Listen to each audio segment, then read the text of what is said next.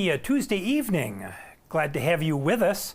This is an amateur radio upgrade class for folks who might have their amateur radio license in the United States, either their general or advanced license, and want to upgrade to the amateur extra, the pinnacle of licensing for ham radio in the United States. I'm your instructor tonight. My name is Gary, ham radio call sign Whiskey 4 Echo Echo Yankee, and we work from this book. We use the American Radio Relay League License Manual for the extra class, the 13th edition book. It's a thick one. It's pretty big, but that's because we're preparing students to take a 50-question multiple choice test. That's how you upgrade and then get moving. Speaking of getting moving, the FCC is moving now. I mean, not moving, but they're up again. They're issuing FRN numbers, and so I would imagine that license grants will follow here shortly. Yay. that was a big kind of boondoggle for a little while. Let's do a little housekeeping. Let me review our schedule upcoming. So tonight we're going to be talking about the first two sections in Chapter 9, which is antennas and feed lines. Next week we will conclude Chapter 9. Then on the week of December the 2nd, well, that's a Tuesday night, Dave will be back with topics in radio propagation. And then on the 9th, we will cover the last chapter in the book, safety, and we will take a practice test together right here. You'll grade your own paper, but it'll give you a measure of how you've done and how we've done. And then if you want, it's optional, come back on the 16th and we'll take two more practice tests together. So that's the plan. That's what we're working toward. Hopefully you've got your exam sessions scheduled, but if you don't already, go ahead and plan on that, because you want to be able to test shortly after class ends. Sometime in late December would be great, so that you don't forget it all. And before we get started with this material from Chapter 9, I have just a kind of a brief introduction, is what I call it. Just to review and remind us of some things. So impedance, the concept of impedance, that's the combination of a resistance and a reactance. And the reactance could be inductive reactance, opposing the AC flow of current, or it could be capacitive reactance, opposing the AC flow of current. So, and we can note it in rectangular or polar notation. Let me turn on my laser pointer here. So what you're seeing here, this is what we would call polar notation. It has a magnitude and it has an angle from the real axis here. That's polar notation. With rectangular notation, we use the Cartesian plane. You might remember where resistance is graphed here on the x-axis. That's the real axis. And inductive reactance is plotted on the vertical and going up, and capacitive reactance is plotted on the vertical axis going down. So, and we'd find a point and we'd use the plus J or minus J notation for rectangular notation. This Cartesian plane is going to become important next week, so I just wanted to remind you of it here. Back to basics, Ohm's law, I call it E-I-R, I can't spell, but okay. Voltage is equal to current times resistance.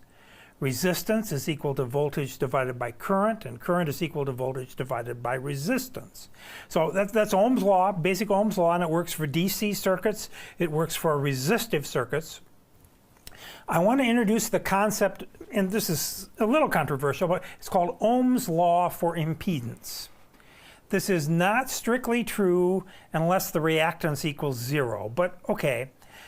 The formulas derived from Ohm's law we can apply to impedance. My whole point is that I want you to start thinking about impedance as a ratio. It's a ratio of voltage to current. So if something is said to have a low impedance, here we go, you're going to probably have lower voltages and higher currents. Whereas if it's going to be high impedance, you're going to have higher voltages and lower currents. So thinking of impedance of a ratio can be very, very helpful. And again, these are the statements that I just gave you there, that a lower voltage and higher current means it's a low impedance, and higher voltage, lower current means a higher impedance. Well, okay, our topic for tonight, remember, is antennas. And probably the most basic of all antennas is the half wavelength dipole, which consists of quarter wavelength sections from the center being fed at the center, usually with coaxial cable or some such. And across this antenna is voltage distribution. So if we look here at the arrows and at this red line, there's low voltage here and high voltages out at the ends. That's why we use insulators on dipole antennas, because there are high voltages out here. Whereas if you look at the current, the maximum current is here at the center, and the minimum amount of current is out at the ends. So that's why we say that the low impedance point of a dipole antenna, a half-wave dipole, is at the center. And we can see that graphically here in this animated GIF. Again, the blue is the voltage, no, blue is the current, I get it right, and the red is the voltage. And you can see that we have the highest voltages out here at the ends, highest current here in the middle, and again, high voltage out here. So again, low impedance. Impedance is going up and up and up and up and up and up and up to the higher impedance, highest impedance. And the same way in the other direction. Low impedance going up, up, up, up, up, up, up to a high impedance. That's why you have that big 49-to-1 balun on your end-fed long wire half wave, because you're feeding it with a high voltage. We'll talk more about that as we go along. So here, just want to plant a seed that impedance is minimum at the center and increases as you go out on the antenna. We're going to talk about certain antennas that take advantage of this characteristic. So planting that seed. All right, let's get started. We're going to go section 9.1 first, then we'll take a 5-minute break, and we'll come back with section 9.2. Basics. Okay, well, there's nothing more basic than the isotropic radiator, also called a point source antenna. This is a theoretical antenna. It's something that engineers can use in models and whatnot, but it can't actually be built because of reflections. And so on Earth, even in space, this is just a theoretical concept. It has universal distribution of radio frequency energy in all planes, in all directions. It has no gain or no abnormalities. It's just a uniform sphere, and it's a reference. Now, if we were to take our half-wave dipole and take it out into space, interestingly, what we would get is this. It would be an egg-shaped pattern. So the dipole is here in the center, and you would have nulls here at the very end. So you see it's kind of dipping in there and dipping in over here. So this is a half-wave dipole antenna in space. Now, we don't live in space. So on the Earth, we still have to deal with reflections. So that egg shape ends up looking more like this. With here the dipole is the red line you see here, so the patterning, it's not a perfect figure eight as we talk about, because if the antenna is low enough to the ground, you're going to get some fill-ins on the ends, but this is a realistic pattern for a dipole antenna. So let's compare the isotropic radiator, that perfect sphere, and the dipole, which is going to have a pattern that looks like this. In this direction, a dipole antenna is going to have gain, or it's going to have additional signal strength over an isotropic, in this direction or in this direction. And so that's why we say that a dipole antenna has 2.15 dB of gain over an isotropic radiator in the major lobes. Keep that in mind. All right.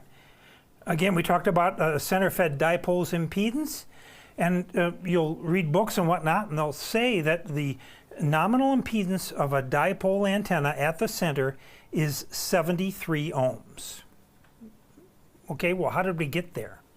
So here is what I consider one of the more important slides in the presentation. And I've got almost 300 tonight, so that's where we're moving right along.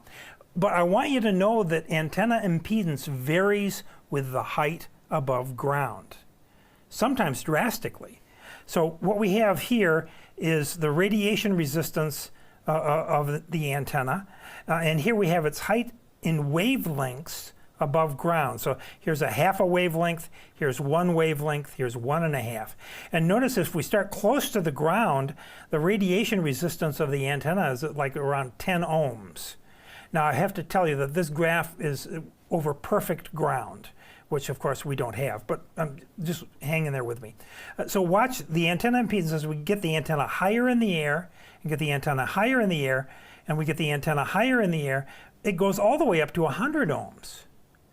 And then as you go higher in the air, it starts coming back down again and goes down to around 60 and then comes back up again and down again. It's regressing toward a mean. The average of all of these is 73 ohms. So that's why we say the nominal impedance of a dipole antenna is 73 ohms, but always keep in mind the height of the antenna is going to have a very strong influence, not only on the antenna's impedance, but also on the antenna's angle of radiation. The lower an antenna is to the ground, the higher the angle of radiation is going to be. Or if you can get the antenna up high, you're going to have more outward radiation. So we say the angle of radiation is lower. That's going to impact both transmit and receive. And for DX use, you want that higher height and that lower angle of radiation. All right. I always threaten to do this, and I've been doing it in a couple of classes. Let's take a look at power density. So come on over to the demonstration area. Well, that was a bright red balloon in that slide. I got kind of a pink one here, but hopefully it'll show up. So this is our this is the power density of an antenna. Okay, we're feeding this antenna with 100 watts. And so the power density is going to be in watts per square foot or watts per square centimeter or whatever units we're using. So when we're dealing with an antenna that has gain, the power density remains the same. By that, the volume of air in the balloon remains the same. But if I can mold the antenna pattern so there's less going up in the air, then you see how it gets squeezed out. I get more gain in these directions. If I could squeeze it on the sides then as well, I get additional gain. Note the volume inside the balloon didn't change, the air volume. The power density didn't change, but we are able to control the pattern of the antenna, and by doing that, we're able to get gain. So let's answer a question now based on that.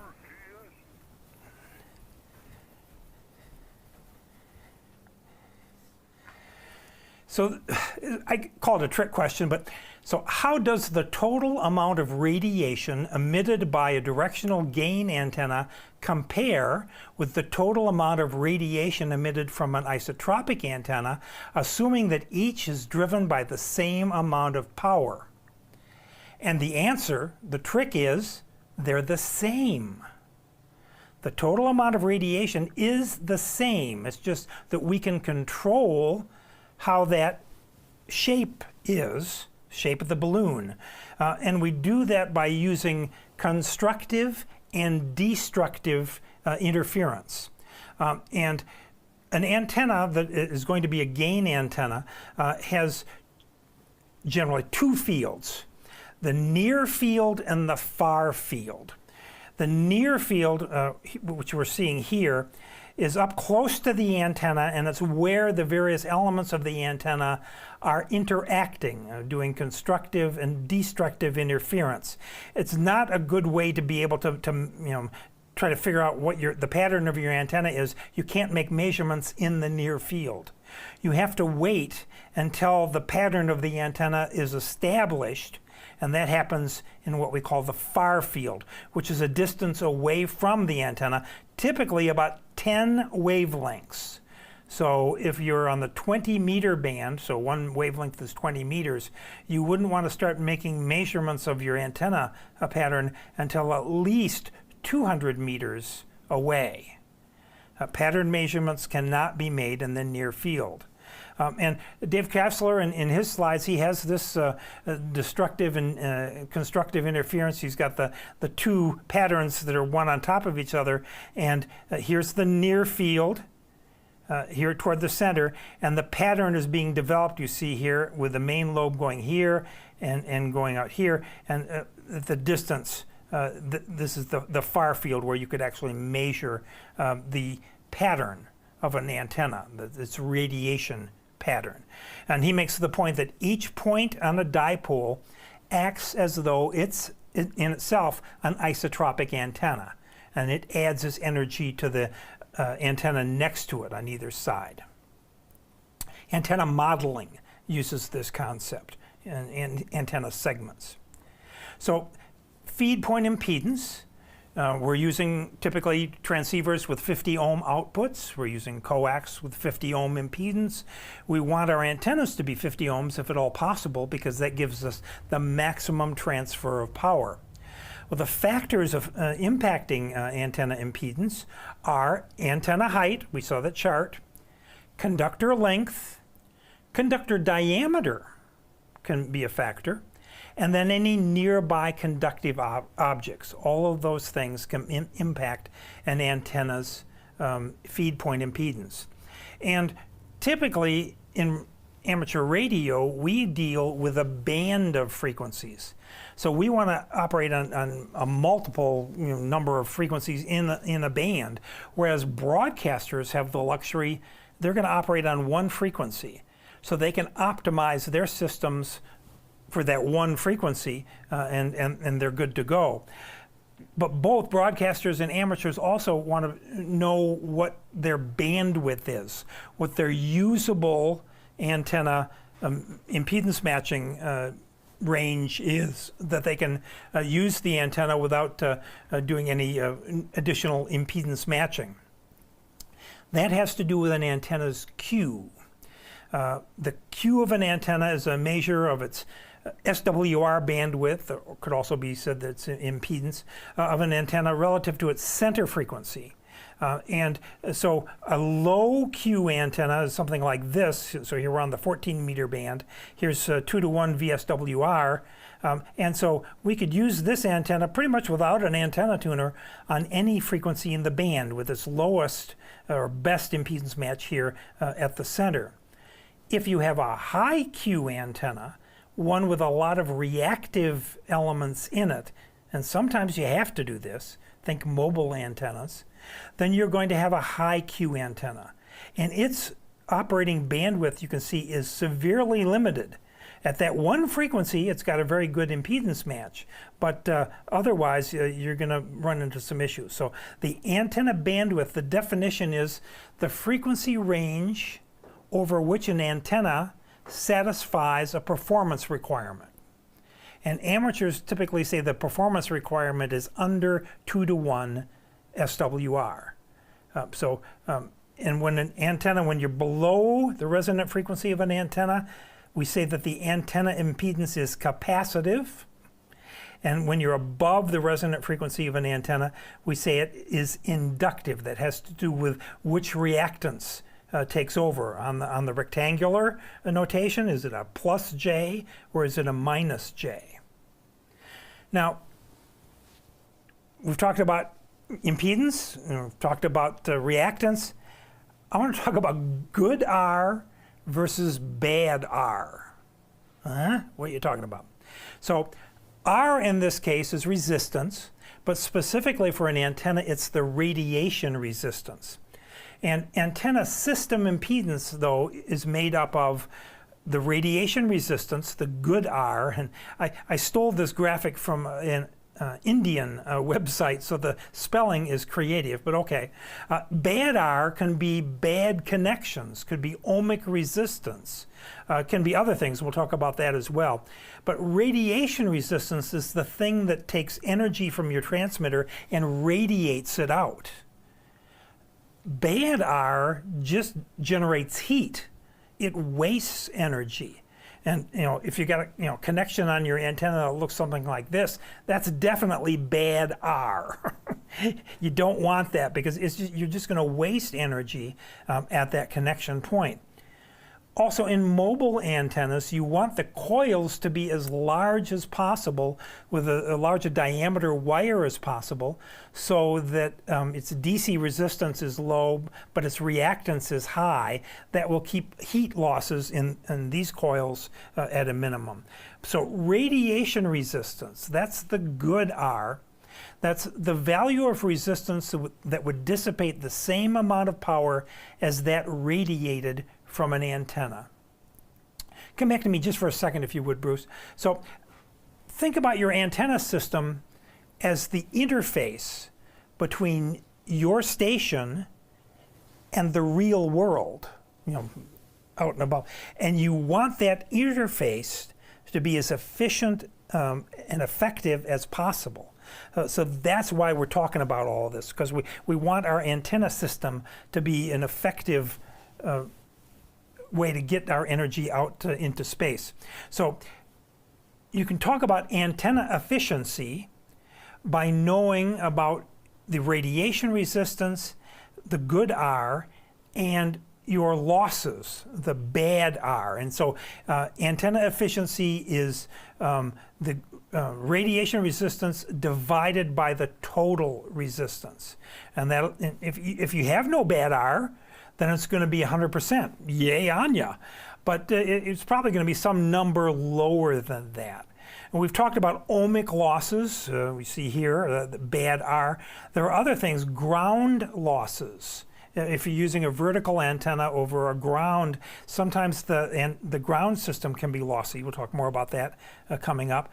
With reflected power from an antenna, if the impedance is mismatched there, the antenna will reflect power back to the transmitter, and hopefully there's a tuning circuit there that's going to reflect it back to the antenna. So you won't lose all of the power, but you'll lose some of it in the coax as heating. So good R, yep, that's what we want. Bad R, we want to minimize that. And I'll give you a website coming up here with some really good information. All right, we talked about a half-wave dipole antenna. Let's shift gears here a little bit and talk about a quarter-wave vertical antenna. And remember that half-wave dipole is a quarter wavelength in one direction and a quarter wavelength in another direction, typically horizontally oriented. Well, if you flip it, and so we have a quarter wavelength going up and the quarter wavelength on the bottom, well, you can't drill into the ground, so you just kind of make it into an L. That's what this is. Here's the quarter wavelength, and here's also quarter wavelengths going out. These are known as radial wires. You also heard them called ground wires or counterpoise wires. And the general acknowledged way to improve a vertical antenna's efficiency is to add more ground wires, add more radials. And rule of thumb, they say more is better, longer is better. The DX commander, Callum McCormick, says it's better to have more shorter radials than it is to have longer radials. So he's done the calculations. We did see a presentation at the W4DXCC convention a number of years ago in Pigeon Forge, Tennessee, where they'd worked out that the optimum number of radials under a vertical antenna is for a ham radio is 38. You're within 1 dB or 20% of 180 radials. So it doesn't make any sense for us, the cheapskates that we are, to put more copper down in the ground. Why do we need the radial? Well, I liken it to, you remember back in your high school days or maybe college, if you watched any, or Olympic swimming or whatnot, and you see the swimmers, and the swimmers are going to kick off at the end of the pool. They've come around and they flip around and they're going to kick off. Well, a vertical antenna without radials is like a swimmer trying to kick off without a wall.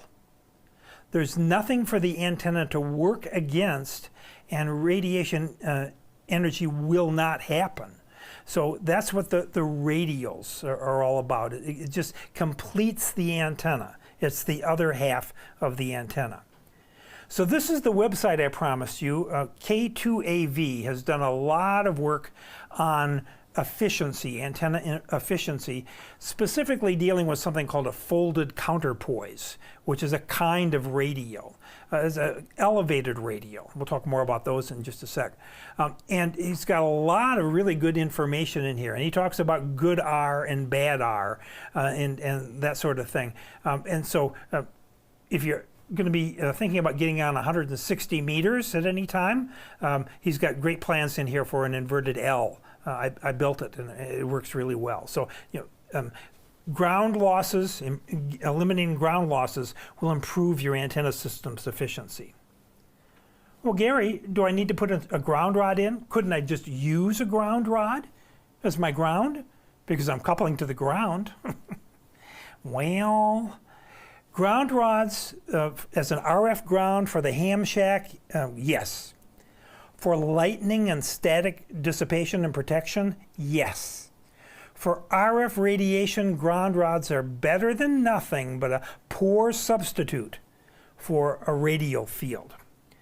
And ask me how I know. Back in the day when I was first licensed as Whiskey November 8 Golf Alpha Juliet, this was my first antenna, a high gain 18V. I think it's still being sold. It's a vertical antenna with a coil at the bottom that you can match, and it can be used on 80, 40, 20, 15, or 10. But something that was not apparent to me as a 16-year-old, not apparent to my dad, who was not a ham, is that it said it needed to be grounded. But we didn't know about radials. And so we used a ground rod. Did the antenna work?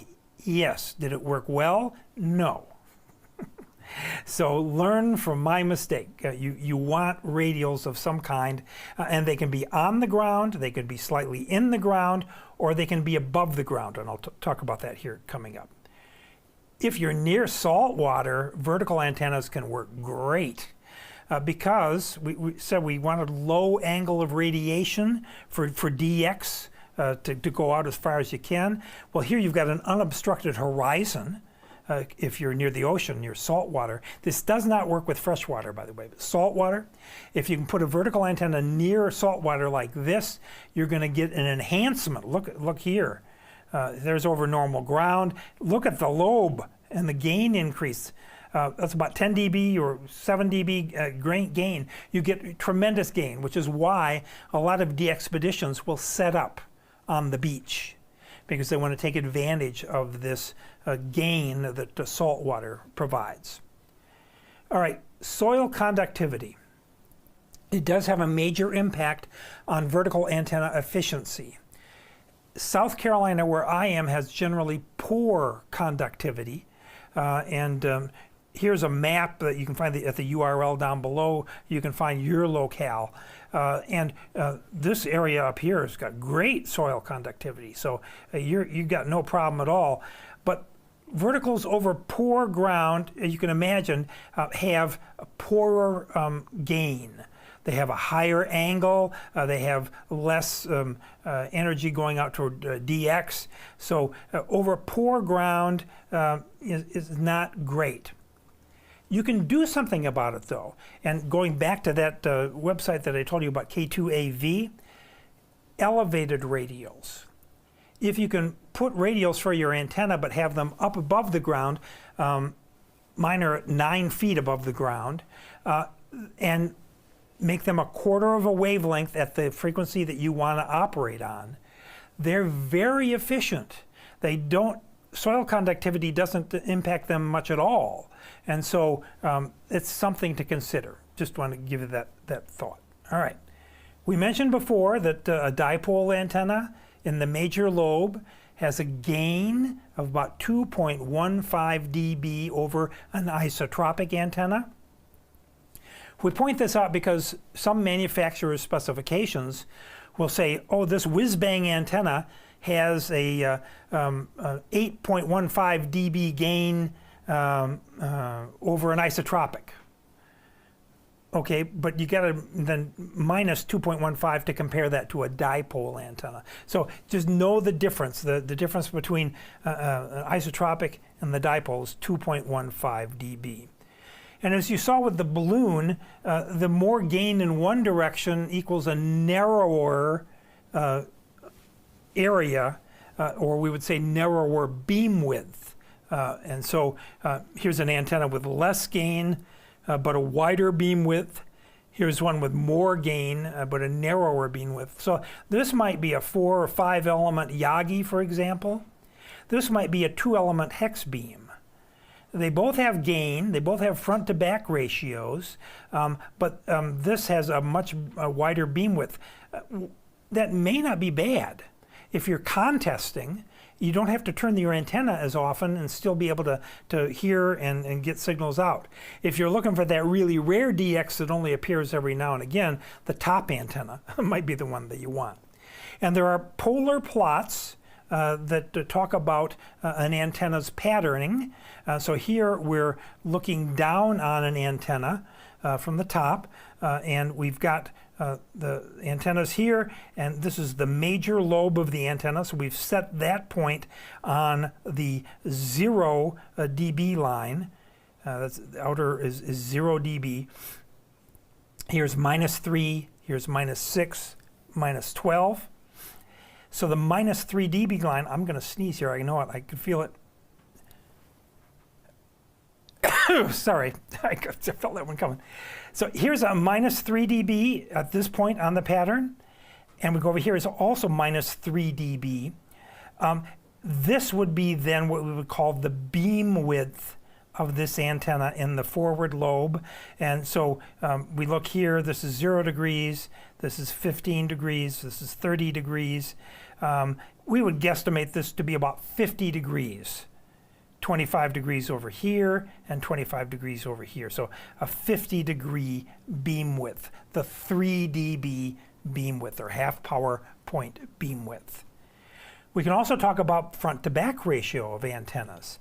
So again, we've placed the major lobe at the 0 dB line here. We look at the scale over here, and we see here's the rear of the antenna, and its gain is going to be right about here. So it's between the -12 and the -24 dB lines. There's -12, there's -24. We're guesstimated there at about 18 dB. So the front to back ratio is 18 dB on this antenna. So we've been looking down, top down on the antenna, but if we look sideways, then we can look at elevation patterns. So this is what we would call an elevation plot of an antenna. And again, we've got the major lobe going to the front, but notice it's got different fingers going up. It's got actually 4 major lobes and the minor lobes here in the back, all right? And the scale, the gain scale is down here now. So how many lobes does this antenna have in the forward direction? Well, we can count them. 1, 2, 3, 4. This is very high angle. This is lower angle. This is lower angle still. And this is the lowest angle. This is where the DX is going to live. We'll talk about that coming up, how you know. And front to back ratio can also be measured. Again, using the scale, it's kind of difficult to see, but in this one we're going to say it's about 30 dB front to back ratio. Here's the 30 dB line here. If we go over there, and this is on the 0 reference line, so yeah. Again, we're looking top down Front to side ratio can be measured in much the same way. As long as the major lobe is put out to the 0 dB line, then you can read the side level right from the scale here. It's between -12 and -24. Well, let's say 14 dB front to side signal ratio. Oh, back to the side again. Elevation angle. What is the elevation angle of the peak, or what they call the main lobe, the strongest lobe? Well, in this case, it's this one. It's the bottom one. And we would say, okay, that's 0 degrees. There's 30 degrees, so that's got to be 15 degrees. Well, that's about half of that. So we're going to say 7.5 degrees. 7.5 degrees, it's got a major lobe. Notice it's got a null there for a while, and then it's got another lobe, then it's got a null, then it's got another lobe, then it's got a null, and then it's got another lobe. So this is an interesting antenna, but the DX is probably going to come in on that lower one. The perfect place to put your antenna, if you're up on a hillside with a downward slope, because this affects the angle of radiation. The elevation angle, remember we want low elevation angle for DX. The elevation angle decreases along a downward slope. So if you can get a mountaintop location, that's why many hams have, Mountaintop Road or Ridge Road as their address, because it's better for working the DX. And how do we know that? Well, we know it because of a software that comes in the ARRL antenna handbook, at least it used to. I'm not sure how you get it now, but okay, it's called high frequency terrain analysis. And it actually models your specific location in a particular direction versus flat ground, say Kansas, all right? So Kansas is the red line, that's the reference. And in this case, at very low angles of radiation, this location has gain over flat ground. So high frequency terrain analysis is something that can help you. We're going to talk more about that in part 2 tonight. The height of your tribander, remember where it said antenna height has an impact, and the lower your Yagi is, the higher the takeoff angle is going to be, the worse it's going to be for DX. All right, now I'm going to talk about something Dave Ramsey would be proud of, budgeting. This was new in this 13th book, 13th edition book in the question pool. So you may have heard me say that ham radio operators are opportunists. We take advantage of openings, sporadic E, whatever we can do to make a signal go a long distance, we're going to take advantage of it. That's hams. Telecommunications operators are all about something completely different, though. They're about reliability. And they want to create systems that are reliable. And so in doing so, they create a signal power budget that ensures that a signal will get through 99.9% of the time. And it can happen with microwave systems, it can happen with satellite systems. It could be a high frequency circuit used to relay programming. That's what we used to do in the VOA. So all of these circuits, these radio circuits, these dedicated links, you could also, for a ham radio mesh network, for example, you want to make sure that it's reliable. And when we're talking about reliability, we can't omit, we need to talk about signal levels. But it's very awkward to talk about signal levels in watts or kilowatts or milliwatts or picowatts. So what we tend to do is we talk about dBm. The reference to 0 dBm, which is 1 milliwatt of power across a 50 ohm load. So a 20 dBm signal is the same as saying 100 milliwatts.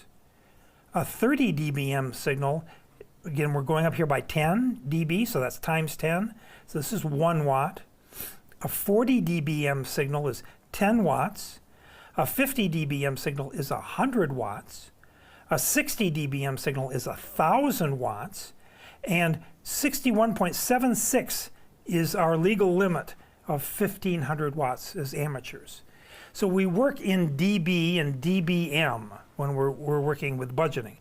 Likewise, if we go below 1 milliwatt of power, if we go negative, well, here we have minus 10 dBm, minus 20, minus 30, minus 40, minus 50, minus 60, 1,000 picowatts. But yes, we do deal in levels that big and this small in amateur radio. And on some of your books on page 9-7, on some of the printings, there is an error. 40 dBm is equal to 10 watts, not 100 watts. So you might look for that. All right. So we're going to talk about a link budget and how to create a link budget. And one of the things we have to be cognizant of, and we're going to talk about a microwave link here in this case, we want to identify our transmit power in dBm. Then we want to know if our transmit antenna has any gain. That'll be in dB. Then we're going to have some path loss in dB. So this is all on the transmit side up here. And then on the receive system, does the receive antenna have any gain? So those are all factors that are going to be important to us. So if we plug in some numbers, let's say we have a transmitter power of 40 dBm. We have a transmitter antenna system gain of 6 dB. And we have a path loss of 100 dB. Well, you can add these together. Oh, and we also have then 3 dB of antenna system gain at the receive side. So the sum of all these is minus 51 dBm.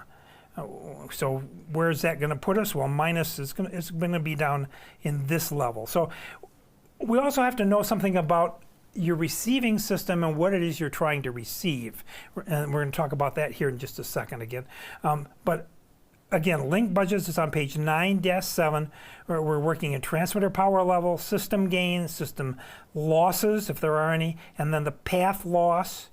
And then on the receive side, we're talking about, and here we are, the receiver that you're using. What is its minimum discernible signal? We haven't added that yet into the equation.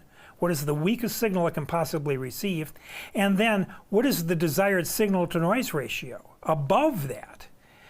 And when we know those things, then we can calculate if the link has any margin for error.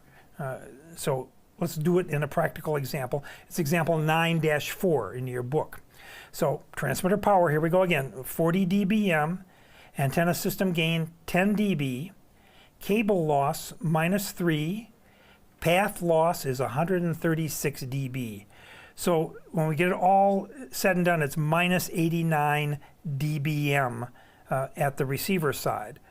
Now, on the receiver side, it's the minimum discernible signal is 103 dBm, but we want 6 dB of signal to noise ratio. So we reduce the 103 by 6, and we come to minus 97 dBm. Is the minimum level we would have for a 6 dB signal to noise ratio. And then we can do a comparison. We said that we're going to get minus 89 dBm to the receive site.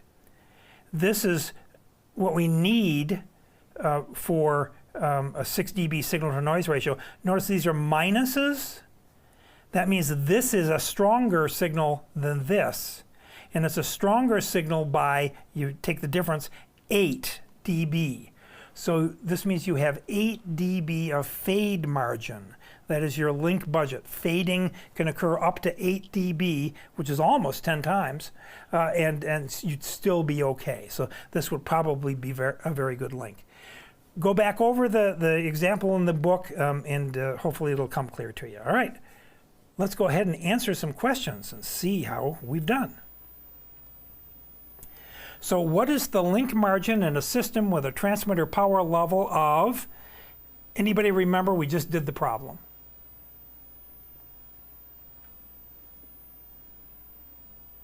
Plus Delta. Yeah, Charlie, plus 8, exactly, Charlie, 8 dB margin.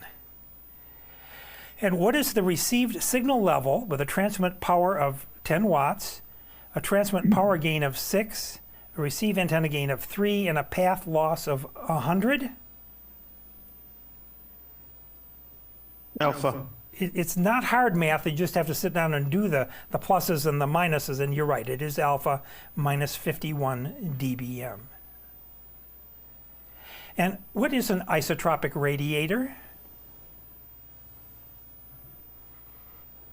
Charlie. Remember, it's something that we can't build. It's a hypothetical. It's a hypothetical lossless antenna having equal radiation intensity in all directions, used as a reference. And which of the following factors affect the feed point impedance of an antenna?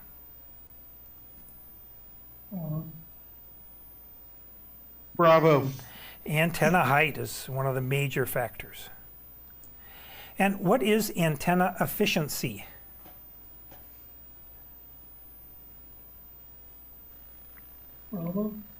It is Bravo. It's good R divided by total R, or radiation resistance divided by total resistance. And which of the following improves the efficiency of a ground-mounted quarter-wave vertical antenna? What do you need? Alpha. You need a good ground radial system, something for the energy to push off from. And which of the following determines ground losses for a ground-mounted vertical antenna operating on HF? Which is why you want to live Charlie. in Kansas. You want to live in Kansas because you have then the best soil conductivity. All right, how much gain does an antenna have compared to a half-wave dipole if it has 6 dB gain over an isotropic? 8.15. Charlie. No, No. do it the other way. Oh. If it's got 6 dB over an isotropic, it's going to have less gain over a dipole. Yep. Alpha, 3.85. Yep. Tricky. All right. What is the 3 dB beam width of the antenna as shown in the figure? Do you remember? Yep. Bravo, 50 degrees. And we got it because we looked. Here's the 3 dB point here and the 3 dB point there. All right. And what is the front to back ratio?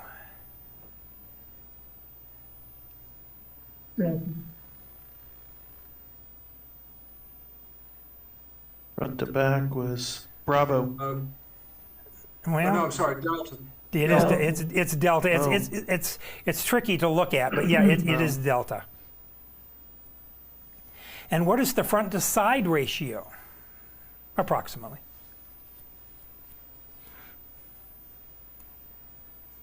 Delta.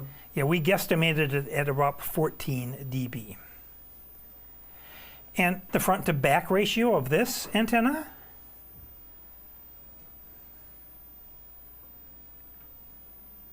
Bravo. Bravo. It is Bravo. It's about 30 dB. 28 dB is the closest one. And what type of antenna pattern is shown?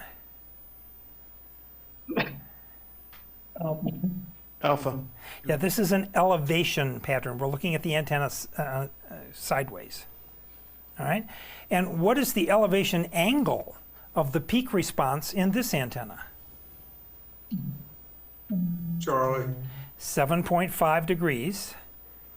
There's 30 degrees. There's 15 degrees, and about halfway is 7.5. And what is the difference in radiated power between a lossless antenna with gain and an isotropic radiator driven by the same power? Charlie. They are the same. And what is the far field of an antenna?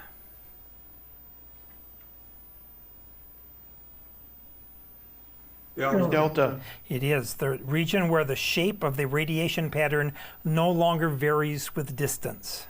It's established. And how is the far field elevation pattern of a vertically polarized antenna affected by being mounted over seawater versus soil? Delta. Yeah, the radiation angle, low angle increases. Radiation at low angles increases. Good for dx. And how does the radiation pattern of a horizontally polarized antenna vary with increasing the height above ground?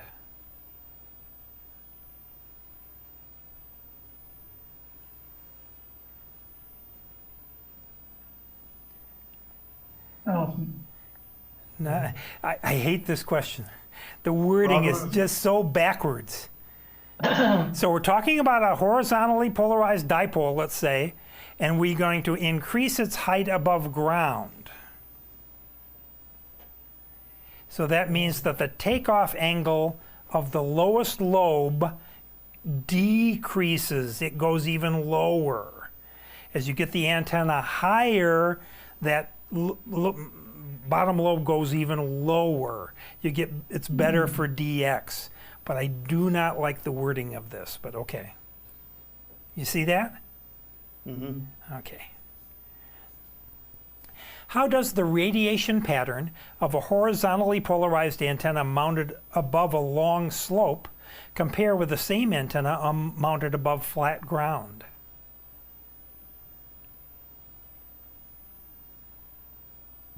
Bravo. Yeah, and it's for the same reason that we've got additional distance. So, yep, that works. All right, what happens as the Q of an antenna increases? So as the Q goes up, Bravo. SWR down. goes down, so that would be B. Bravo. Indeed. All right, ladies and gentlemen, you've done great. Get up, stretch, move around, and we'll come back for section 9.2, practical antennas.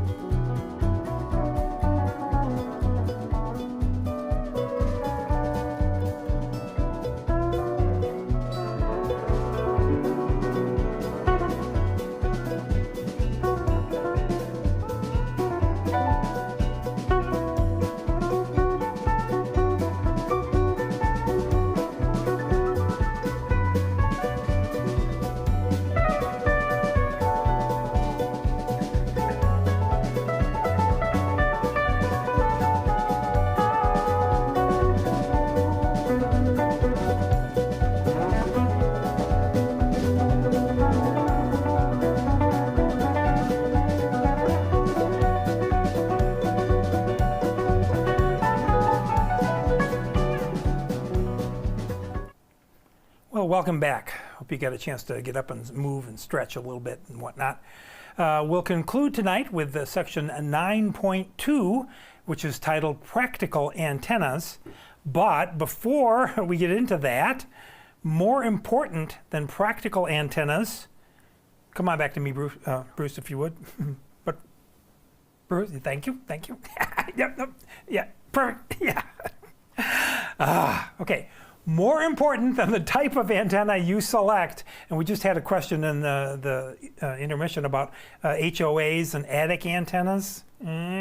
Most important selection for your antenna is your location. Location. Some locations are going to be more antenna friendly. That's one thing. But some antennas, some locations are going to be more effective for antennas, and that's due to terrain. What you want, the perfect, is a mountain on an island surrounded by salt water with the slopes going in all directions. That would be the perfect high-frequency QTH. Okay, not too many people are going to get that, but okay. And then something that I'm going to throw out there, which is a pet peeve of mine, radio frequency noise. You want a location that has very low radio frequency noise. And I want to remind you that for HF signals, signals will come in at various angles at various times of the year. And it's interesting, the program that we talked about earlier, high frequency terrain analysis, included in that package is a statistical analysis of, say, if we're pointed toward Japan. Well, this is, over the last 11-year sunspot cycle, the angle of signals that came into this particular location, which is South Carolina, or W4, from, I think it was Japan. I'm not sure exactly which way it's pointed, but so this is where signals would come in over the last 11 years. Here's flat ground, that now it's a blue line, okay? And here is this location. Notice the gain that it has. It's going to be able to capture all of these signals. This is a great location for high frequency radio, and it's done through this high frequency terrain analysis program, and there are also ways that you can get the statistics for your location about terrain. Take me out of the picture there just for a second, Bruce. If you see this URL here, K6TU, he does this as a free service, terrain profiles for hams. If you give him your latitude and longitude, he will give you a 360-degree look around your location, and you can plug it into this program and do high-frequency terrain analysis, or find a buddy in your ham club that's doing HFTA, and maybe they can do that for you. It's a great way to analyze a location and how well it's going to be for DX, on HF. I did it for this property before I bought it. The other thing is, always be cognizant of RF noise if you can, because nothing can ruin your DX pleasure than random bits of noise and trash on your antennas. And okay, here's my #1 pet peeve. Believe it or not, these are the greatest causes of RF noise in your QTH. The switching power supply wall warts. These little things, they used to be heavy because they had iron transformers in them. Now they use switching power supplies, and they're great noise generators. So finding noise in your QTH, that's another thing for a club meeting locally. Talk about how to find noise sources. All right, let's get back to section 9.2, practical antennas, and our old friend, the half-wave dipole. Anybody remember the formula to calculate the length in feet? 468 divided by the frequency in megahertz will give you the length in feet to get you started. Now it's going to be impacted by what kind of wire you're using, its diameter, its makeup. Is it insulated? Insulated wire slows down the velocity of the radio frequency wave, so the antenna will be somewhat shorter. Okay. If an antenna is too short, you might remember we talked about it before, it's said to be capacitive. And that relates to the phase angle of the voltage and current along the antenna. And so it's said to be capacitive if it's too short. If an antenna is too long, it's said to be inductive, again, due to that ratio. Now, you can actually make antennas, though, that are shorter than normal and make them work by adding loading coils to a shortened antenna. The inductive reactance of the loading coil cancels the capacitive reactance of the short antenna. So you have a shorter antenna. So if you don't have the space to put up an 80-meter dipole, which is about 136 feet, remember the formula, if you don't have that much room, well, maybe you could get there by using a shorter antenna and adding loading coils in it. Now, you don't get something for nothing. The VSWR bandwidth will be narrower because you're creating a higher Q antenna. Now, loading coils are not to be confused with traps. You can also find trapped dipole antennas, and they're really what they would call low-pass filters. So that this is a multi-band antenna. Let's say it's 20, 15, and 10. So for 20 meters, the low frequencies are able to pass through the trap here and pass through the trap and go all the way to the end of the antenna. So the full length of the antenna is being used on 20 meters. If you go up to 20 to 15 meters or 21 megahertz, well, you can go through this trap, but maybe it's blocked by this trap. And that means that only this part of the antenna is being used on 15 meters. And then finally on 10 meters, it's blocked here, so only this portion of the antenna. So these traps allow multi-band operation of a single antenna. It can be a dipole antenna like this, or it could be a trapped Yagi. Trapped Yagi antennas are very, very popular. Just be aware that this style of antenna may radiate harmonics.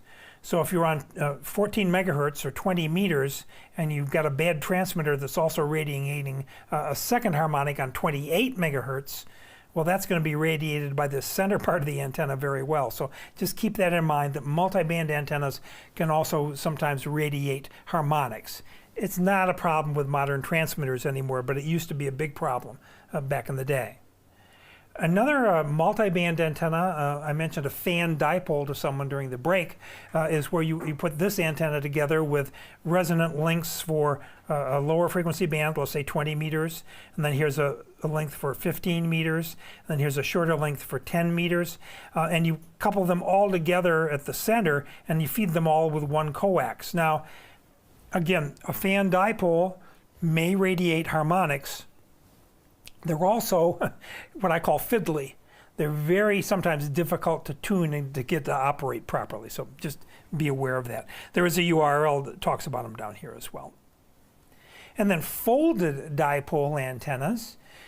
Typically they're made out of, anybody remember twin lead? From back in the day when we had VHF TV antennas outside the house, and that flat wire that came down with two conductors on either side, that's twin lead. So folded dipoles are typically made using twin lead wire. You go out whatever the distance is. This becomes actually a full wavelength loop if it's a half wavelength dipole here, and you connect the wires together at the ends, and then you feed it with 300 ohm line as well. You feed it with twin lead. It has an input impedance not of 73 ohms, but of 300 ohms. You have to actually have a balun then back at the transmitter room, or some means of going from 300 ohms to 50 ohms for your transmitter. But you can make a folded dipole antenna with 300 ohm twin lead. You can feed it with 300 ohm twin lead. It does have a 300 ohm input impedance. You'll also see on commercial antennas, this one from a British gentleman, G5RV, it's a multi-band dipole antenna. It's a little bit complicated in that it's fed from the transmitter side with coax to a one-to-one balun, or also known as a current choke, then to a section of open wire line, then out to the antenna. And it requires a tuner, and some people swear by these antennas, the G5RVs, and some people swear at them because they can't get them to work. But anyway, note the G5RV, and this is its definition. and you'll see them for sale at the various ham fests and whatnot. I've never used one, and I don't really plan on doing it. But if you've got 102 feet in your back garden or backyard, it might be something you'd want to consider. So back in the day, in the 1920s and 1930s, air transportation was, well, Zeppelins, at least international air transportation was, and they wanted a way to communicate. But it was not practical to hang a dipole antenna from one end of the Zeppelin and to a tree. No, that was not going to work because they had to move along. So what they had to do was trail an antenna out the back of the Zeppelin, and that was known as a Zepp antenna. It's a cousin of the end-fed dipole antenna, where you're feeding the antenna. Could be open wire line, could be coax, and then you have this trailing wire going out. Now, with an end-fed half wave, we have a guy wire support, but for the Zepp antenna, it was just trailing out there, and the outer shield or the other wire on the open wire line became the other half of the antenna. You always have to have a counterpoise or a ground in order to kick off. Remember the pool analogy there? And the Zeppelin antenna is the same thing. Also, the Zeppelin antenna's impedance varied widely, but it was no problem back in the day because they were using tube-type output stages with pi network tuning.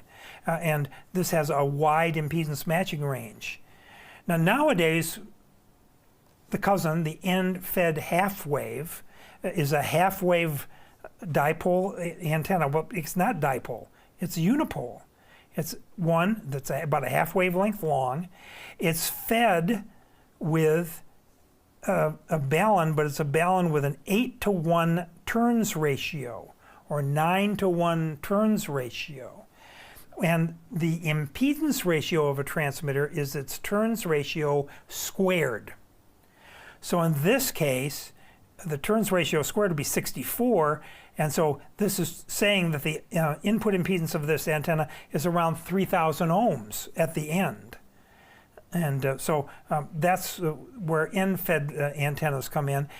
Also on the balun is going to be a terminal marked for a counterpoise. A lot of people just leave that disconnected. They say, I'm not going to connect anything up there. If you do that, you still have a counterpoise. It's the outer shield of the coax that comes back into your ham shack. So just keep in mind, you always got to have something for the antenna to kick off from. And it's if you were to block this outer shield, the antenna won't radiate. It just won't work. So that's an end-fed multi-band wire antenna. Something called an extended Zepp. I'm not sure it had anything to do with Zeppelins, but it's two 5/8 wave long elements in phase. So you feed it in the center with ladder line, and overall it's 1 1/4 wavelengths long. And if you make this antenna, and you have to use a tuner, you get a 3 dB gain over a dipole antenna. So you can double your power for free if you've got the room to put one of these up. And I've heard people on the air with double Zeps, and they do get out very fine. So it's just something to know about. But know that the definition of an extended double Zep is two 5/8 wave elements that are operating in phase. Vertical antennas, you're familiar with the masts that come up from the ground, but you can hang a vertical antenna from a tall tree, from a branch that comes out like this. Typically for high frequencies, it's a 1/4 wavelength long with 1/4 wavelength radials, as we've talked about. You can actually, this is the feed point for this antenna is on the ground, and you can have a ground fed vertical antenna, or you can have an elevated feed point, then go up the 1/4 wavelength, and you can have elevated radials, and when you bend them down like this, it actually increases the feed point impedance to about 50 ohms for a great match. The thing is, though, with any of these antennas, if you operate below the resonant frequency of the antenna. Just what will happen? Well, remember, we want a good radiation resistance. We want good R here, and if we operate below the natural resonant frequency, that good R is going to go down, and we say it's capacitive. It's going to be the capacitive reactance is going to go up. So just keep this in mind. The formula for a resonant circuit is this. We're not going to do any math. Don't worry about it. 1 over 2 pi times the square root of LC. The inductance in the circuit in henries and the capacitance in the circuit in farads. Okay? My whole point of showing you this formula is the resonant frequency of a circuit, and an antenna can be a resonant circuit, will go down if either of these two go up. If you add inductance or if you add capacitance, the resonant frequency of the antenna will go down, which is how we can get by with shortened vertical antennas. Shortened vertical antennas on cars or at homes or whatnot. You make them shorter than a quarter of a wavelength, but you can add inductance at the center of the antenna, for example, or you can add something called a capacitive top hat on the very top of the antenna. By adding inductance and capacitance, you make this antenna look electrically longer.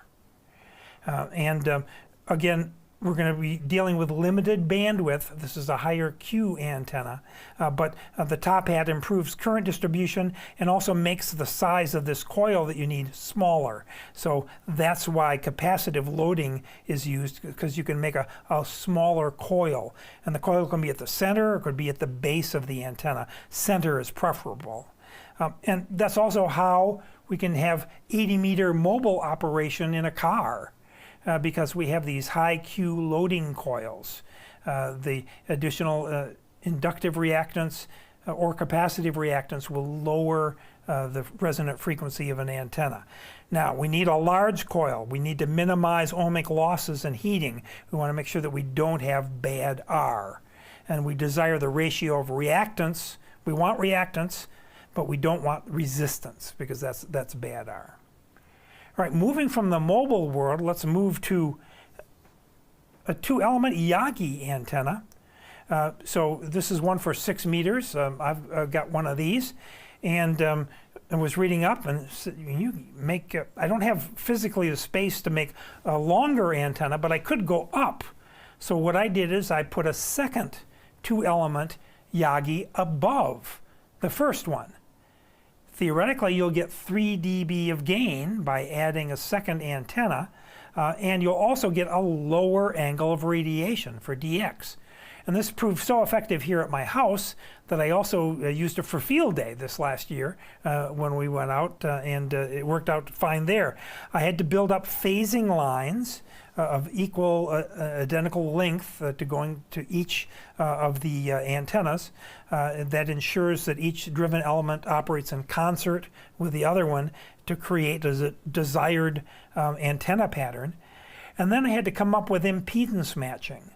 Because if you had a 50 ohm impedance antenna in parallel with another 50 ohm impedance antenna, well, the combined impedance is going to be 25 ohms, assuming that there's no reactances involved. Well, I have to transform 25 back to 50, and there's different ways you can do it. One is this. It's called the Wilkinson divider. It's a power divider circuit that can achieve isolation between the output ports while maintaining a matched condition on all ports. So you can have 50 ohms here at a common point over here, and you can have 50 ohms going out to this antenna and 50 ohms going out to this antenna. You're using quarter wavelength long sections of, in this case, 71 ohm coax. That's one way you can do impedance matching. Another way, you can use an RF transformer. You have to be concerned about the bandwidth of the transformer and what frequency range it can work on. If you're only concerned with one frequency, then you can use an L network. to do impedance matching. That works just fine. Or you can use a quarter wavelength transmission line transformer, which is what I did. I bought a commercial one, and it actually works over the entire 6-meter band very well. So transforming the 25 ohm combined load from the two antennas to 50 ohms for the feed line. So that worked out great. If you're curious about antenna matching or impedance matching, there's some websites where you can actually go online and experiment with different values of inductance and capacitance. There's 3 of them here, and you can look at them. The links will work in the PDF that you'll get tomorrow, so take a look if you're curious. All right. So here we are, a medium wave antenna. You're going to be a broadcast engineer, and so your boss has said, oh, we have to actually go directional. We have to go directional because we have to protect another station that is adjacent to us on a similar frequency. So you, Mr. Broadcast Engineer, are now going to have to put up 2 antennas. And you're going to have to phase them together in order to get the desired pattern to protect that other station. And so on page 9-18 in your book, and I'm sorry this is crooked, but you'll see all of these patterns. I just put this over here. This is the antenna orientation looking down. Here's one tower, and here's the other tower. So keep that in mind. And these are the various patterns that you can get by separating them and feeding them in different phases. You need to be concerned with 3. This one, and this one. So let's talk about these 3 cases of quarter wave vertical antennas, Mr. Broadcast Engineer, that you're going to have to think about. What is going to be the best one for you to meet the desire of your boss and the FCC? So if you have 2 quarter wave vertical antennas that are spaced a half of a wavelength apart, and if you feed them in phase, so again here we're looking down on the tops of the towers, there's one, there's the other, and you feed them in phase, they're a half a wavelength apart, the result is a figure 8 pattern broadside to the axis of the array. So here's the axis of the array, so broadside. So you're going to have signal going this way, and you're going to have signal going this way. Well, that might work. So remember that in phase feeding gives you a broadside pattern. So for the test, if you see these words, in phase, it's broadside. All right? Let's look at another case. Here we have quarter wavelength verticals again spaced a half wavelength apart, but they're fed out of phase, 180 degrees out of phase. Again, that results in a figure 8 pattern, but it's a figure 8 pattern along the axis of the antennas. So out of phase means on axis. Or we could say, remember the Axis powers in World War II? The axis was out of phase with the rest of the world. All right, and then finally, again, 2 quarter wavelength verticals spaced now a quarter wavelength apart, and now being fed 90 degrees out of phase, it results in what they call a cardioid pattern, or a heart-shaped pattern. So 90 degrees out of phase equals cardioid. And if you're trying to protect a station that's down here, for example, this is probably the one that you want to use, because you have this nice null right here that you could point at the station. So 90 degrees. All right, so here are the 3 again for review. A half wavelength apart fed in phase, broadside. Half wavelength apart fed out of phase along the axis. And a quarter wavelength apart fed 90 degrees, that's a cardioid pattern. And if you want to learn how to phase together different towers and sections and whatnot, here's a great URL, a YouTube video on the practical guide to tuning a parasitic antenna. It goes into a lot more depth. Know this about long wire antennas. As the wire gets longer, as you put out more and more wire, the lobes tend to align more closely with the line of that. So you can see here as we go longer, you get more lobes and they tend to align closely to the direction of the wire. So we talked about impedance and we talked about center feeding a dipole antenna. Well, what about if we don't feed it at the center? Remember that 73 ohms is the nominal impedance of a center-fed dipole antenna. But if we feed it some distance away from the center, it's going to be a higher impedance.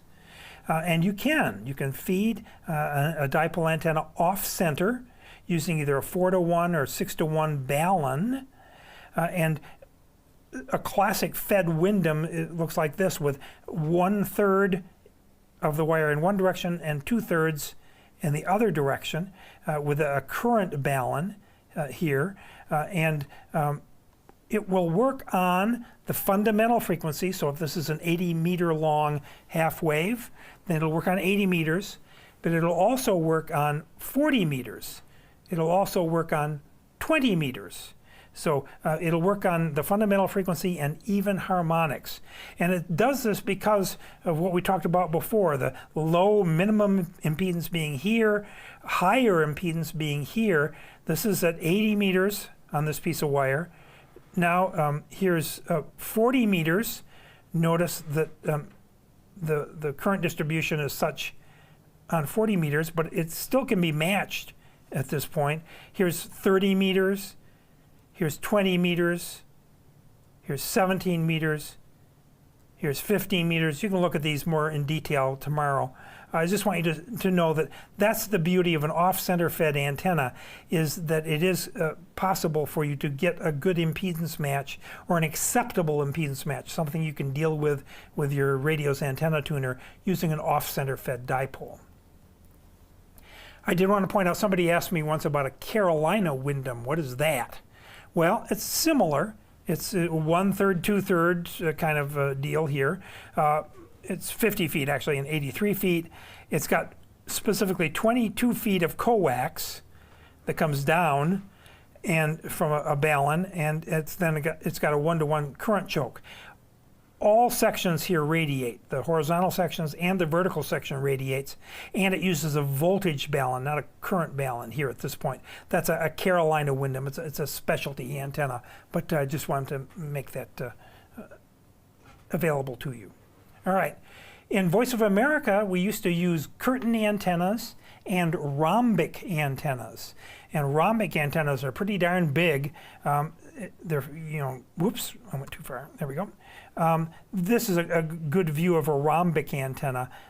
It's fed with an open wire feeder in this case, comes up with a transmission line. And then you've got multiple wires that go out in a diamond shape or a rhombus. It comes back. And then you've also got feed line that comes down going to nichrome wire that was spaced apart to keep the impedance constant. This was a dissipator or a terminator here. That would make this antenna directional in one direction, that way, with 15 dB of gain.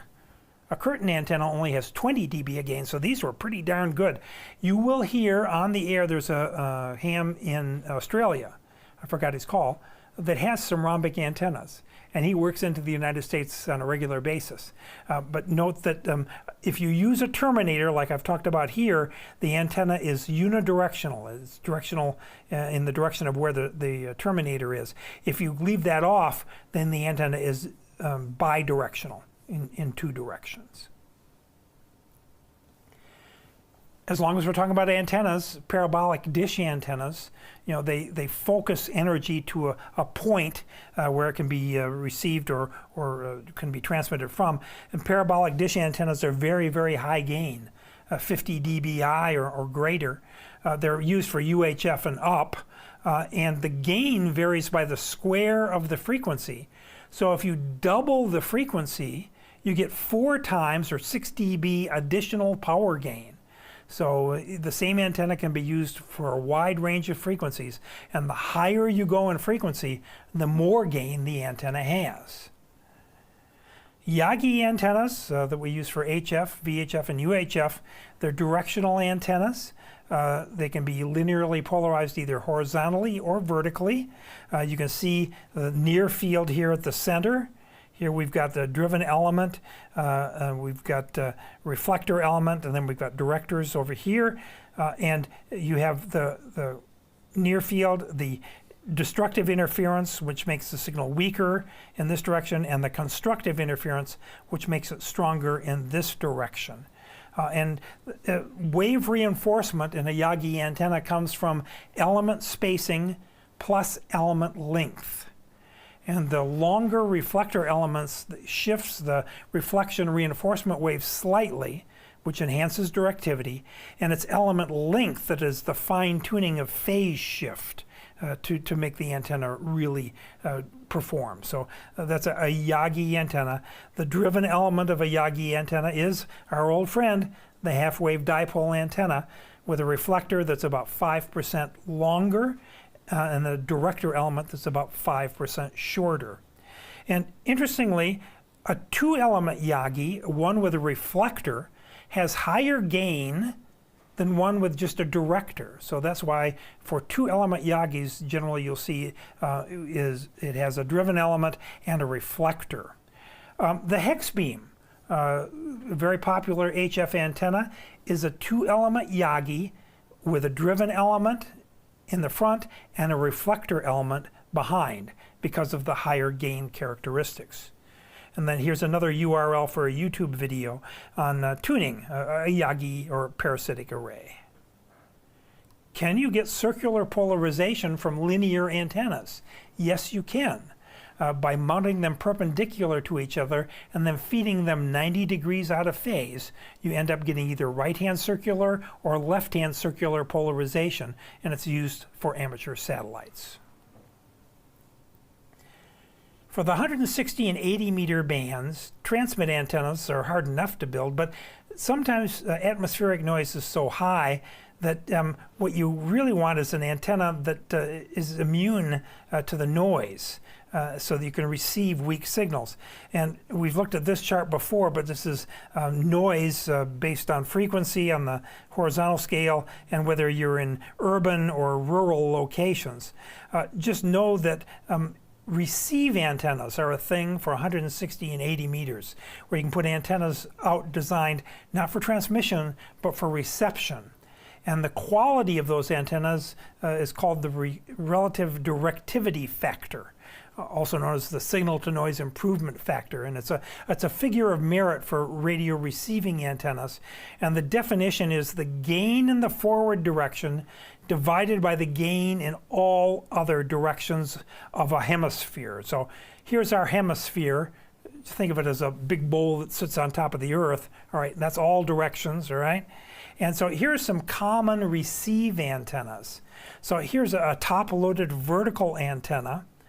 Okay, it's not a great antenna for receiving, but it's got a 5.1 dB receive directivity factor.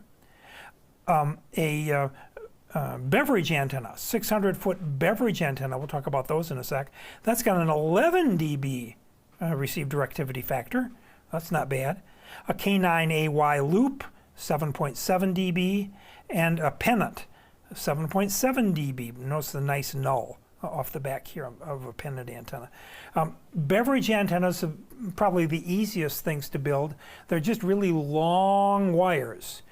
Typically, the optimum height above ground is 4 feet, but you can take them up to about 10 feet if you need to have something go underneath it or whatnot. It's receive only. It has typically negative gain, but it's immune to noise.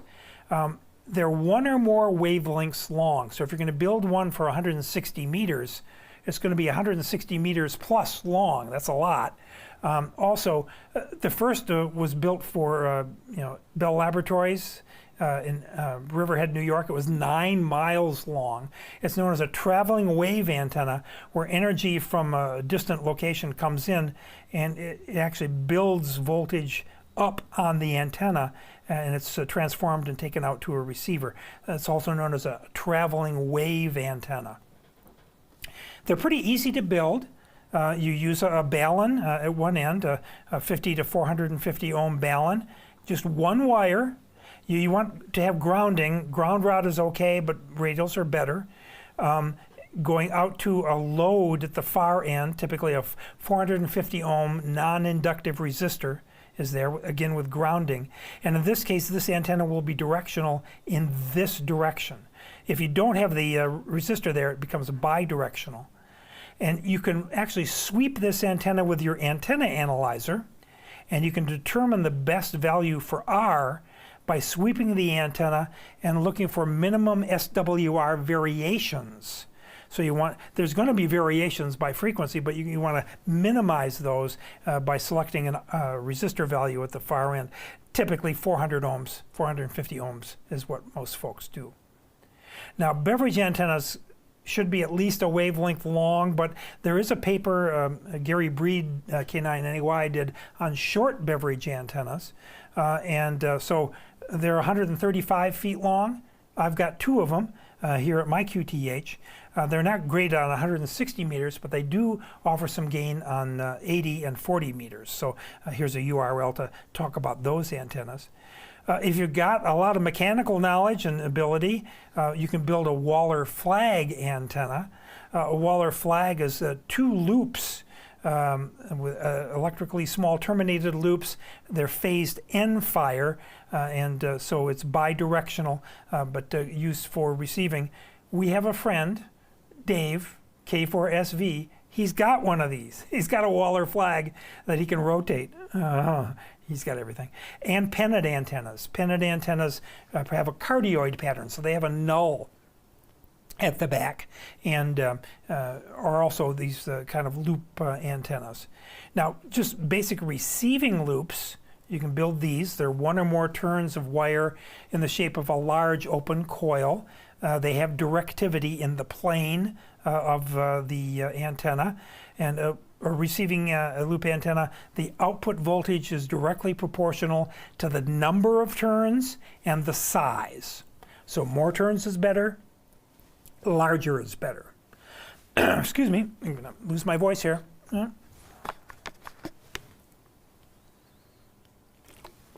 Now, a variation on this antenna is something called the shielded loop antenna, where it responds only to magnetic fields.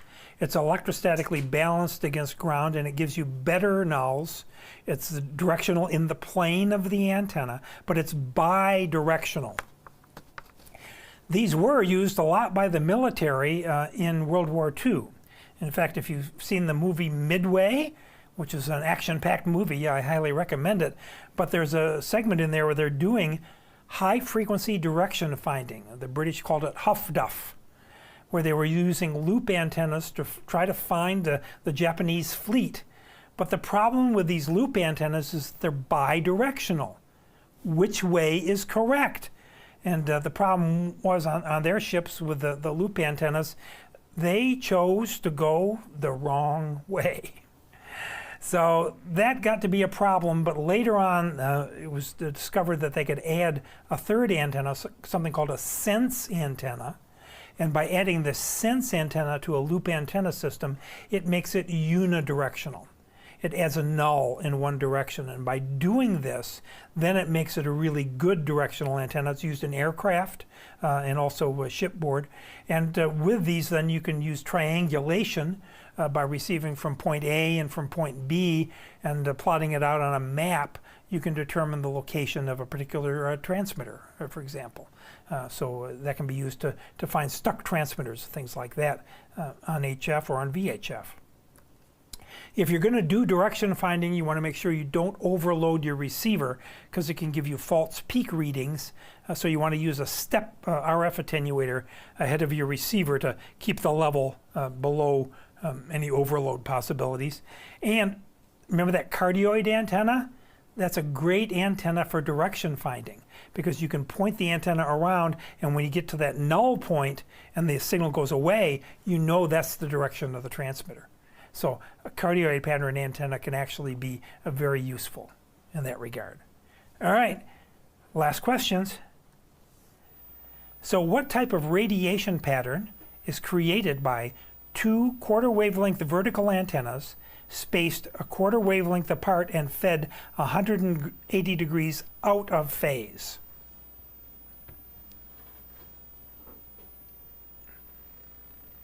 Delta. Alpha. Yeah. It's delta. 180 degrees out of phase. Remember, the axis was out of phase with the rest of the world. It's a figure 8 oriented along the axis of the array. And what type of radiation pattern is created by two quarter wavelength vertical antennas spaced a quarter wavelength apart and fed 90 degrees out of phase? Alpha. It's alpha. It's 90 degrees means it's a cardioid pattern. Note also they're only spaced a quarter wavelength apart, not half wavelength apart. All right, and what type of radiation pattern is created by two quarter wavelength vertical antennas spaced a half wavelength apart and fed in phase? Remember the battleship? Charlie. Broadside. It's a figure 8 broadside to the axis of the array. All right, what happens to the radiation pattern of an unterminated long wire antenna as the wire length is increased?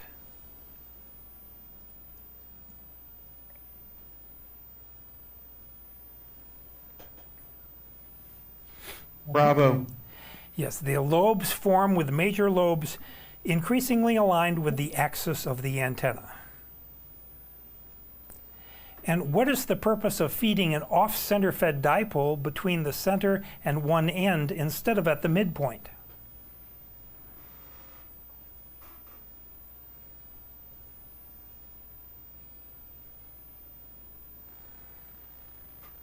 Charlie. Yep. Not Alpha. Charlie. Alpha. You create a similar feed point impedance on multiple bands. It causes it to be a multi-band antenna. And what is the effect of adding a terminating resistor to a rhombic?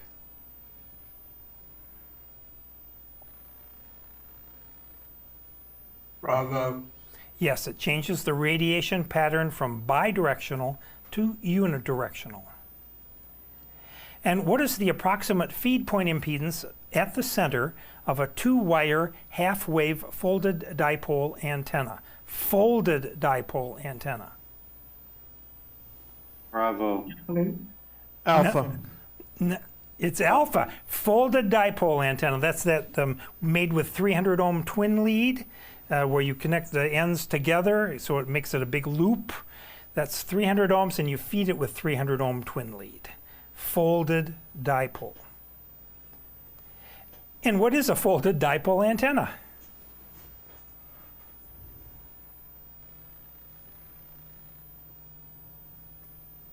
Charlie. Yeah, it's a half wavelength dipole, that's the distance, with an additional parallel wire, the other wire from the 300 ohm twin lead, connecting its two ends. And which of the following describes a G5RV antenna?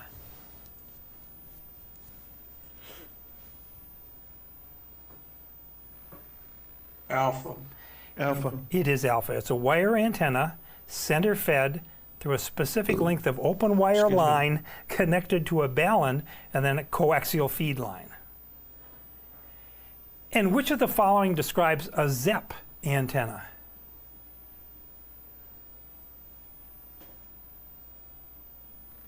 Bravo.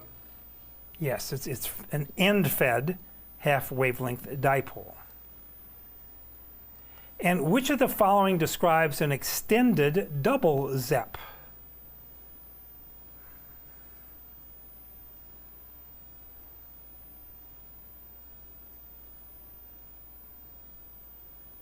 Charlie. Yes, a center-fed 1.25 wavelength dipole antenna. It's got 3 dB gain over a normal dipole. And how much does the gain of an ideal parabolic reflector antenna increase when the operating frequency is doubled? Delta. So if we double the frequency, the gain is the square of that, so it would be gain of 4, which is 6 dB. And how can two linearly polarized Yagi antennas be used to produce circular polarization?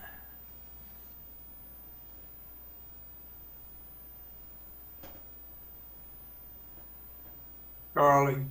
Yes, Charlie. arrange two Yagis on the same axis and perpendicular to each other with the driven elements at the same point on the boom and fed 90 degrees out of phase. And what is the most efficient location for a loading coil on an electrically short whip? Alpha.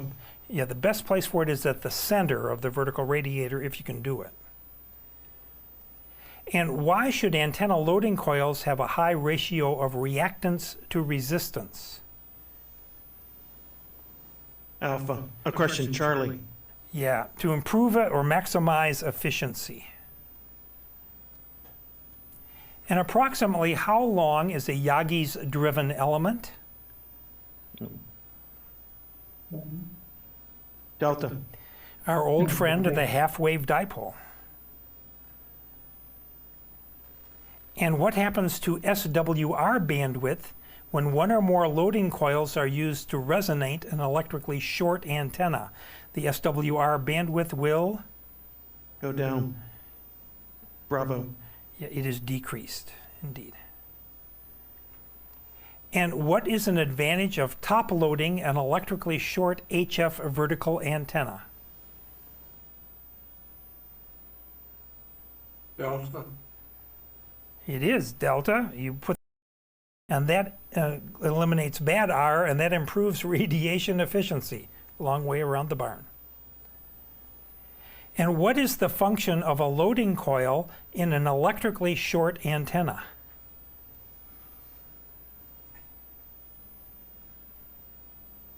Delta. Yeah, the loading coil is inductive reactance, and it cancels the capacitive reactance and resonates the antenna on the frequency you want. And how does radiation resistance of a base-fed whip antenna change below its resonant frequency? So if you go below its natural resonant frequency, It increases. Bravo. yeah, radiation resistance will decrease. That's one of the factors. And why do most two-element Yagis with normal spacing have a reflector instead of a director?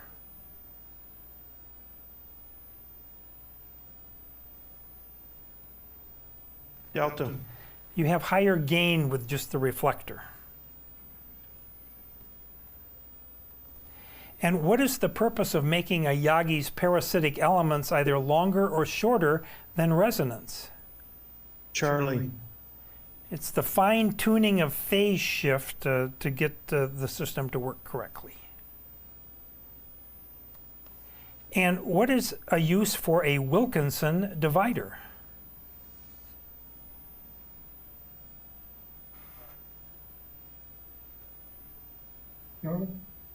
Charlie. Yeah, to divide power. It's a power divider between two 50 ohm loads while maintaining 50 ohm input impedance. And what is the purpose of using multiple driven elements connected through phasing lines?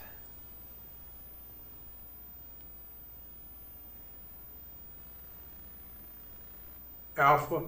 Yep, you're controlling the antenna's radiation pattern by using different driven elements. And when constructing a beverage antenna, which of the following factors should be included in the design to achieve good performance at the desired frequency?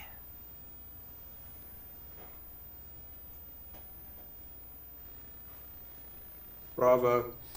Not Bravo.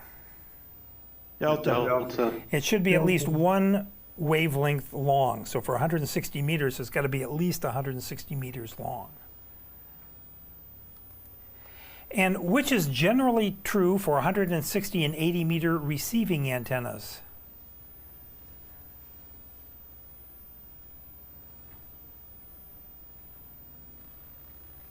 Oh. Alpha. It has to do with that chart we talked about, noise. Atmospheric noise is so high that directivity is much more important than losses. And what is receiving directivity factor?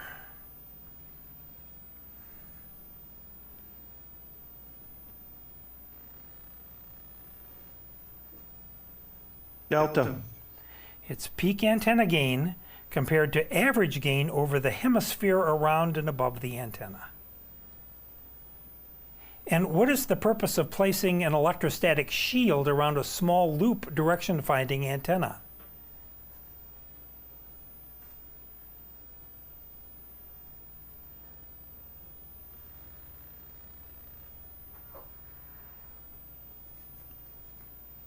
Bravo.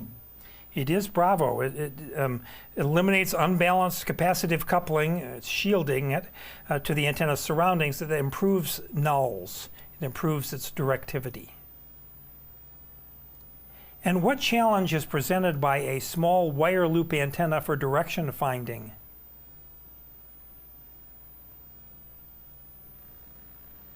Alpha. Alpha. Yeah, it's bidirectional, so you don't know which way to go. And what indicates the correct value of terminating resistance for a beverage antenna? Delta. Yeah, you can hook up your antenna analyzer and get minimum variation in SWR over the desired frequency range. And what is the function of a beverage antenna's termination resistor?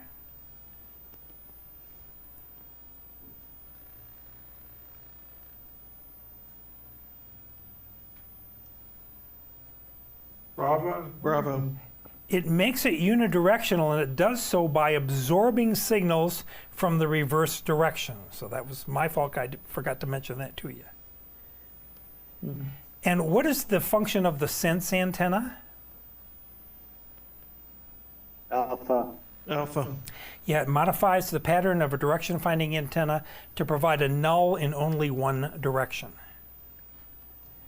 And what type of radiation pattern is created by a single-turn terminated loop, such as a pennant antenna? Remember? Yep. Alpha. Alpha. Yeah, it's a cardioid. Yep, pennant antenna is a cardioid pattern. And how can the output voltage of a multiple-turn receiving loop antenna be increased? Oh, that's the one that has two of them. Charlie. Charlie. Yeah, by increasing the number of turns or the area enclosed by the loop. And what feature of a cardioid pattern antenna makes it useful for direction finding? Bravo. Yeah, the single null. And that, ladies and gentlemen, is the end of Chapter 9, Part 1. But before we go, I want to give you a supplemental assignment, and I'll give you the URL in the email tomorrow. I'd love you to spend 90 minutes watching this. It's from the Ham Radio Now series of Gary Pierce, Standing Up for Standing Waves. And it's a wonderful presentation, Ham Radio Now, episode 199. You see experimentally some of the things that we've talked about, some of the things that we've talked about with feed lines and termination and SWR. It's a great presentation. And then I wanted to introduce you to the YouTube channel, but make sure you got a lot of time. Eugene Kurtyansky, who's a physicist, I think, out in California, who has a YouTube channel that does really wonderful animations and narrations. His one on transmission lines and signal reflection is wonderful. He's also got grounding and shielding and a lot of other stuff. I asked him one time, I found his email address and asked him if I could include some of his videos in our class, and he said no. Okay, all right, but at least let me point you to his channel. All right, that's it.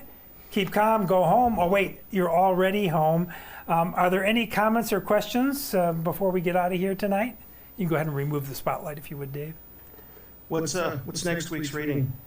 So next week will be the remainder of Chapter 9, so the last sections, and I'll be introducing you to the Smith chart.